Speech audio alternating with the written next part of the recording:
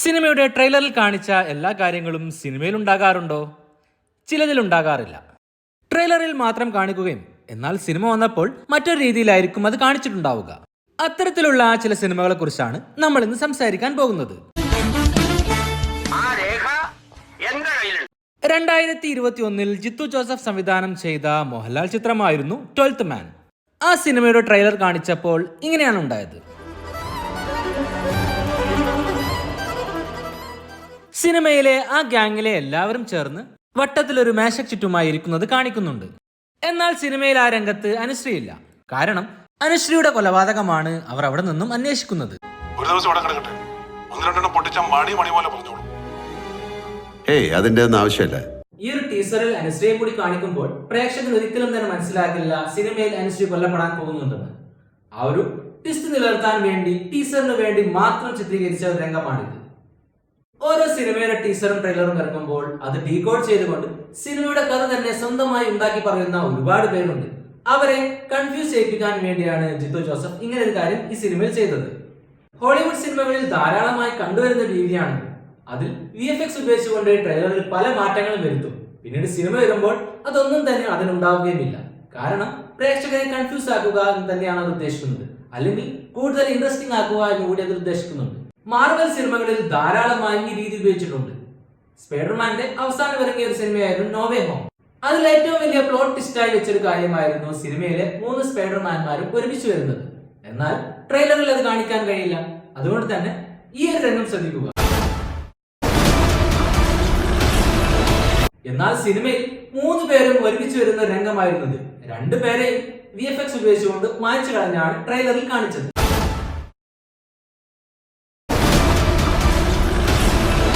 അതുപോലെ തന്നെയായിരുന്നു ഈ ഒരു രംഗത്ത് ഹൽക്കിനെ കാണിച്ചത്. യഥാർത്ഥത്തിൽ ആ രംഗത്ത് ഹൽക്ക് ഉണ്ടായിരുന്നില്ല. എന്നാൽ സിനിമയുടെ ട്രെയിലറിൽ ഹൽക്കിനെ കൂടി അവിടെ ഉൾപ്പെടുത്തിയിരുന്നു. ഇതെല്ലാം ചെയ്യുന്നത് ട്രെയിലർ കൂടുതൽ ഇൻട്രസ്റ്റിംഗ് ആക്കാനും സിനിമയുടെ പ്രധാന കഥകൾ പുറത്തുവിടാതിരിക്കാനും വേണ്ടിയാണ്. വെങ്കിട്ട് പ്രഭു സംവിധാനം ചെയ്ത് പുറത്തിറങ്ങിയ ഒരു ടൈം ലൂപ്പ് ചിത്രമായിരുന്നു മാനാട്. ആ സിനിമയിൽ ഈ ഒരു ഡയലോഗ് ഏറെ ഫേമസ് ആയിരുന്നു.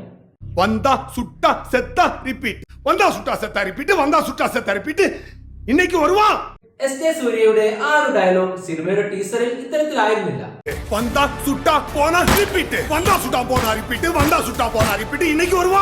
ഹോളിവുഡ് സിനിമകളിലേതുപോലെ VFX ഉപയോഗിച്ചുകൊണ്ട് തന്റെ ട്രെയിലറിൽ മാറ്റം വരുത്തിയ ഒരാളാണ് വെങ്കിട്ട് പ്രഭു. 2024 വിജയുടെ ഗോട്ടിലായിരുന്നു അത് ചെയ്തത്. ഗോട്ട് സിനിമയുടെ ട്രെയിലറിൽ കാണിച്ച ഒരുപാട് രംഗങ്ങൾ യഥാർത്ഥത്തിൽ സിനിമയിൽ ഉണ്ടായിരുന്നില്ല. അതിൽ ഏറ്റവും പ്രധാനപ്പെട്ടതായിരുന്നു ഈ ഒരു രംഗം. വിജയുടെ DIG ചെയ്ത ഈ ഒരു കഥാപാത്രം സംസാരിക്കുന്നത് യഥാർത്ഥ വിജയോട് തന്നെയായിട്ടാണ് ട്രെയിലറിൽ കാണിച്ചത്. എന്നാൽ സിനിമയിൽ അത് മേനൻ എന്ന വില്ലനോട് സംസാരിക്കുന്നതാണ്.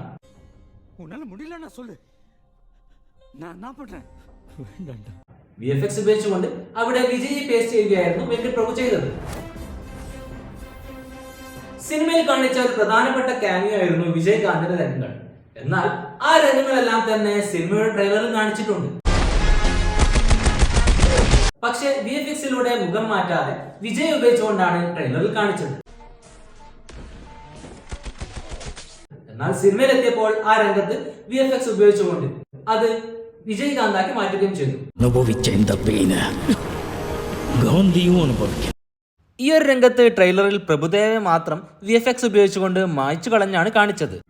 പുഷ്പ 2 ട്രെയിലർ പുറത്തു വന്നിരിക്കുകയാണ്. അതിൽ അല്ലു അർജുൻ ഇത്തരത്തിലൊരു ഡയലോഗ് പറയുന്നുണ്ട്.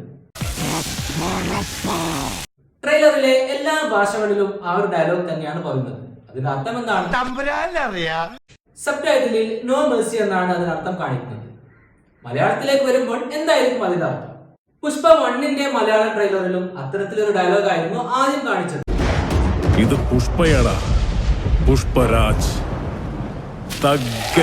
എന്നാൽ സിനിമ വന്നപ്പോൾ ആ ഡയലോഗ് മാറുകയും ചെയ്തു. ഇത് പുഷ്പയാടാ, പുഷ്പരാജ്. അങ്ങനെ താളത്തിലടാ.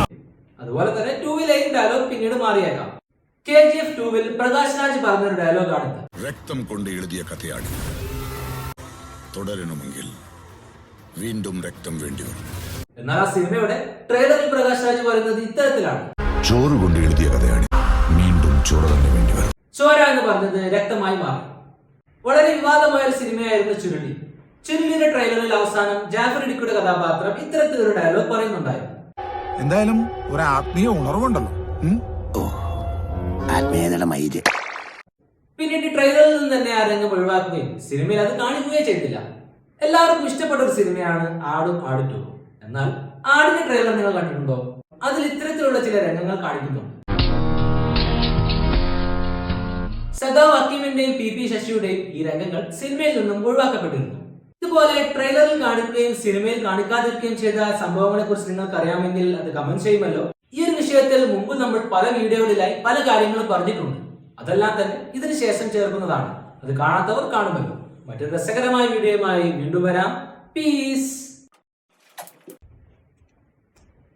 ട്രെയിലറിൽ പ്രധാന കഥാപാത്രത്തിന്റെ പേര് സുകുമാരക്കുറുപ്പ് എന്നാണ് പറയുന്നത്. नाम क्या है आपका? കുറുപ്പ്, സുകുമാരക്കുറുപ്പ്.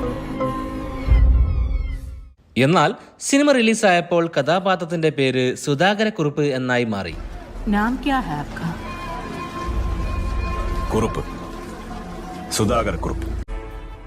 മറ്റൊരു സിനിമ 2022 ഷാജി കൈലാസ് സംവിധാനം ചെയ്ത പൃഥ്വിരാജ് ചിത്രമായ കടുവയാണ്. സിനിമയുടെ ടീസറിൽ കഥാപാത്രത്തിന്റെ പേര് കടുവാക്കുന്നേൽ കുറുവച്ചൻ എന്ന് വ്യക്തമായി പറയുന്നുണ്ട്. ആരാടാ നിന്റെ നാട്ടിലൊരു കുര്യൻ? വല്ല പുതിയ പിള്ളേരായിരിക്കും സാറേ. കടുവാക്കുന്നേ കുറുവച്ചൻ. ആ പേര് കുര്യച്ചൻ എന്നാക്കി മാറ്റി ഡബ് ചെയ്തിരുന്നു. ആരാടാ നിന്റെ നാട്ടിലൊരു കുര്യൻ? വല്ല പുതിയ പിള്ളേരായിരിക്കും സാറേ. കുരിയാച്ചൻ, കടുവാക്കുന്നേ കുരിയാച്ചൻ. അല്ലു അർജുൻ, ഫഹദ് ഫാസിൽ എന്നിവർ അഭിനയിച്ച സൂപ്പർ ഹിറ്റ് ചിത്രമാണ് പുഷ്പ. ആ സിനിമയുടെ ട്രെയിലറിൽ ഫഹദ് ഫാസിലിന്റെ കഥാപാത്രത്തിന് ശബ്ദം നൽകിയിരിക്കുന്നത് അദ്ദേഹം തന്നെയായിരുന്നു. എന്നാൽ സിനിമ റിലീസായപ്പോൾ ആ കഥാപാത്രത്തിന് ശബ്ദം നൽകിയിരിക്കുന്നത് മറ്റാരോ ആയിരുന്നു.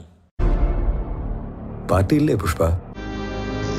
പാർട്ടിയില്ല പുഷ്പ, അതിന് സ്റ്റാമ്പില്ല, അതുകൊണ്ട് വാല്യൂ ഇല്ല. ഇതുപോലെ ഒരു കഥാപാത്രത്തിന് ട്രെയിലറിൽ ഒരു ശബ്ദവും സിനിമയിൽ മറ്റൊരു ശബ്ദവും വന്ന മറ്റൊരു സിനിമയായിരുന്നു 2012 റിലീസ് ചെയ്ത അമൽ നീരദ് ചിത്രം ബാച്ചിലർ പാർട്ടി. ആ സിനിമയിൽ റഹ്മാന്റെ ശബ്ദമാണ് ഇങ്ങനെ മാറി വന്നത്. ഇനി എന്താ പരിപാടി? ഒന്ന് പോടാ, എനിക്ക് കേൾക്കണ്ട. ഒരു വൃത്തികെട്ട കഥയായിട്ട് ഇറങ്ങിക്കോളൂ. ഓ, എന്നാ അയാൾ കേൾക്കണ്ട. ഇട്ടുണ്ടെങ്കിൽ പറ. എനിക്ക് കേൾക്കണ്ട, ഒരു വൃത്തികെട്ട കഥയായിട്ട് ഇറങ്ങിക്കോളൂ. ഓ, എന്നാ അയാൾ കേൾക്കണ്ട. ഇട്ടുണ്ടെങ്കിൽ പറ. സിനിമയുടെ ട്രെയിലറിൽ അദ്ദേഹത്തിന്റെ സ്വന്തം ശബ്ദമാണ് ആ കഥാപാത്രത്തിന് നൽകിയത്. എന്നാൽ സിനിമയിൽ ശോഭി തിലകനായിരുന്നു റഹ്മാനു വേണ്ടി ഡബ് ചെയ്തത്. 2017 റിലീസ് ചെയ്ത ടൊവിനോ തോമസ് ചിത്രമാണ് ഒരു മെക്സിക്കൻ അപാരത. ആ സിനിമയുടെ പ്രോലോഗ് സോങ് ഏറെ പ്രസിദ്ധമായിരുന്നു. ആ പാട്ടിൽ കാണിക്കുന്ന വിദ്യാർത്ഥി രാഷ്ട്രീയ സംഘടനയുടെ പേര് യഥാർത്ഥത്തിലുള്ള SFI എന്ന പേരായിരുന്നു.